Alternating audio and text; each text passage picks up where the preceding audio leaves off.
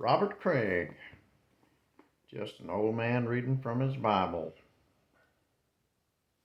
I'm the old man, and this is the Bible, the Holy Bible. And by the way, it is a King James.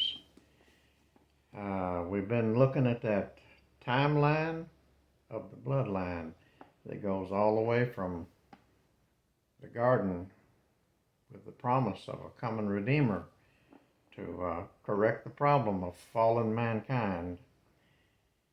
And we just saw last time how Moses served out his time.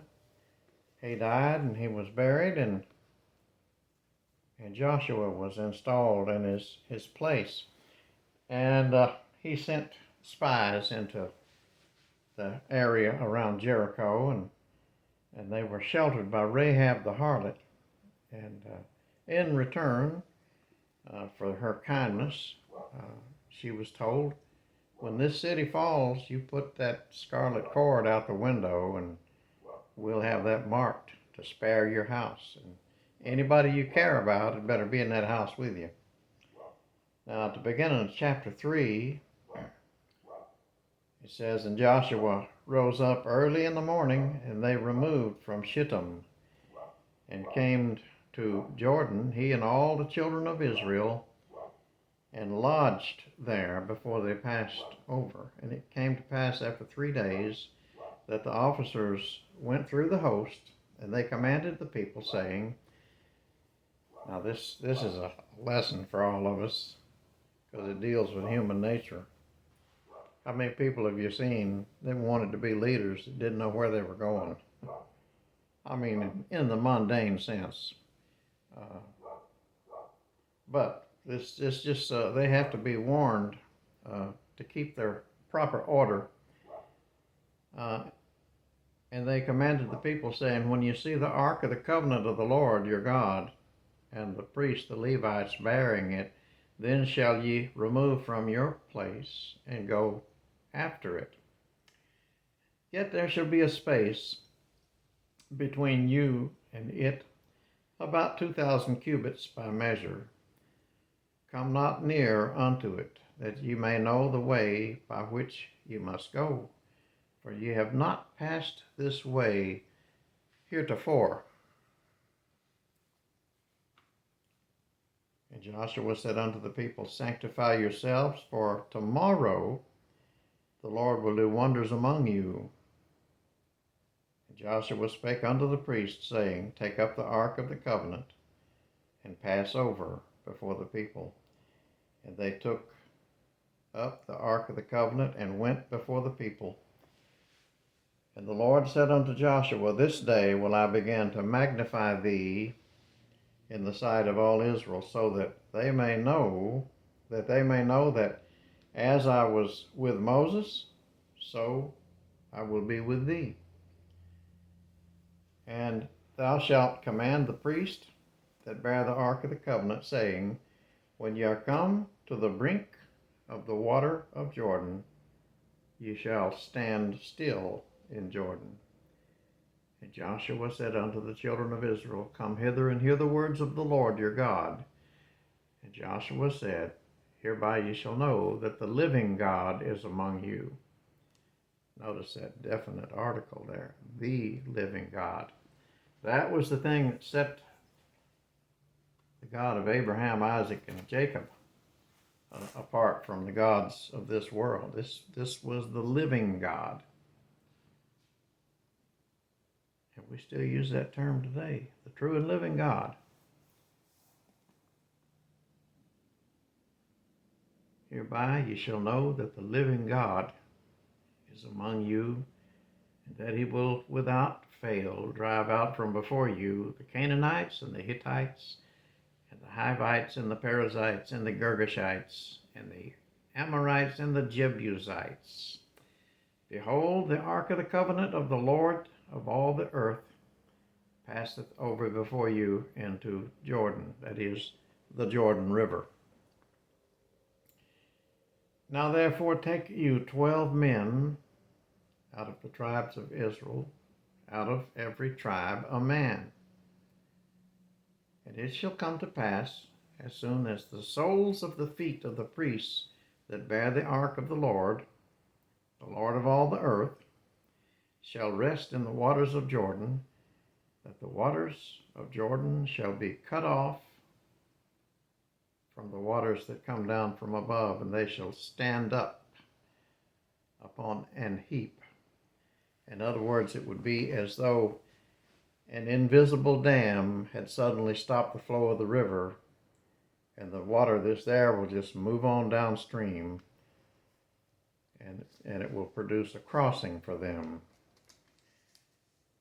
And it came to pass, when the people removed from their tents to pass over Jordan, and the priests bearing the ark of the covenant before the people, that they bear the ark, they that bear the ark were come unto Jordan, and the feet of the priests that bear the ark were dipped in the brim of the water, for the Jordan overfloweth all his banks all the time of harvest. So this was a time of high waters, that the waters which came down from above stood and rose up on an heap very far from the city of Adam, that is beside Zaratan. And those that came down toward the sea of the plain, even the salt sea, failed and were cut off. In other words, that part of the water that was there where they were flowed on away, and the people passed over right against Jericho. In other words, at the same latitude. And the priests that bear the ark of the covenant stood firm on dry ground in the midst of Jordan. And all the Israelites passed over on dry ground until the people were passed clean over Jordan, every last one of them.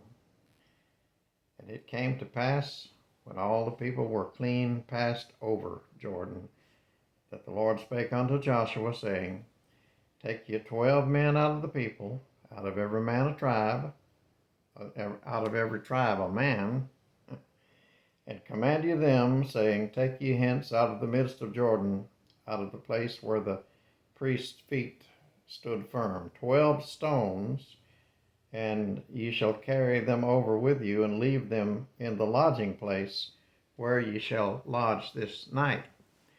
And then Joshua called the 12 men whom he had prepared,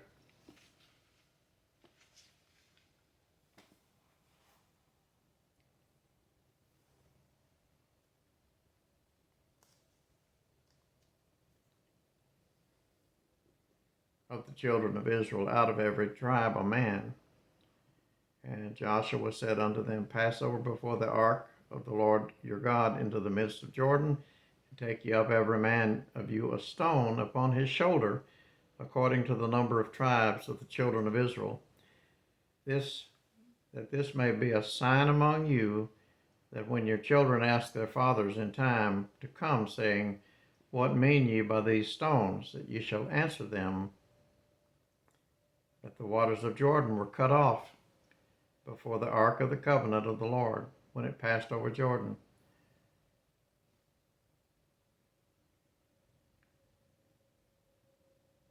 The waters of Jordan were cut off, and these stones shall be for a memorial unto the children of Israel forever. I wonder if they're still there. And the children of Israel did as Joshua commanded, and took up 12 stones out of the midst of Jordan, as the Lord spake unto Joshua. Skip on down here. Just a couple of verses. For the priests which bear the ark stood in the midst of the Jordan until everything was finished, that the Lord commanded Joshua to speak unto the people according to all that Moses commanded Joshua. And the people hasted and passed over. And it came to pass, when all the people were clean passed over, that the ark of the Lord passed over, and the priests in the presence of the people.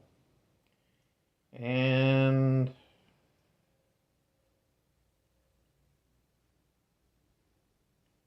Verse 14, on that day the Lord magnified Joshua in the sight of all Israel, and they feared him as they feared Moses. That's the fear of respect.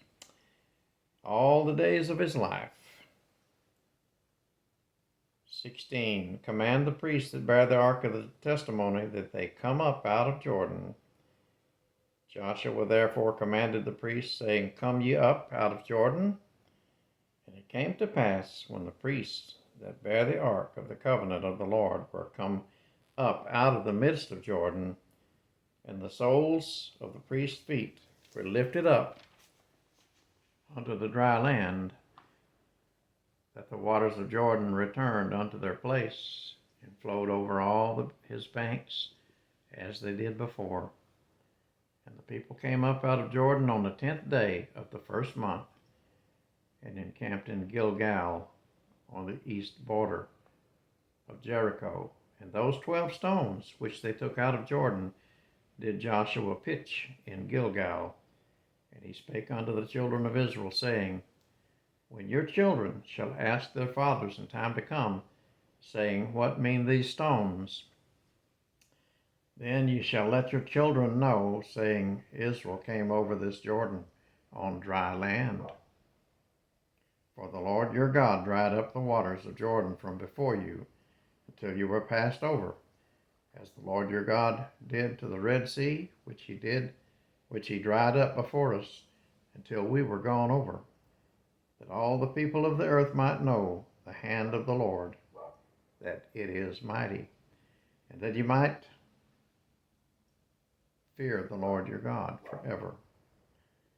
And there's certain things that the Israelites have to do before they fit the battle of Jericho.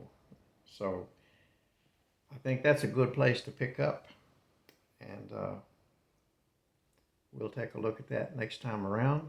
Until then, I'll just say, may the Lord bless this reading of his Holy Scripture. And we will continue to piece together these major events along the timeline of the bloodline. I hope to see you then.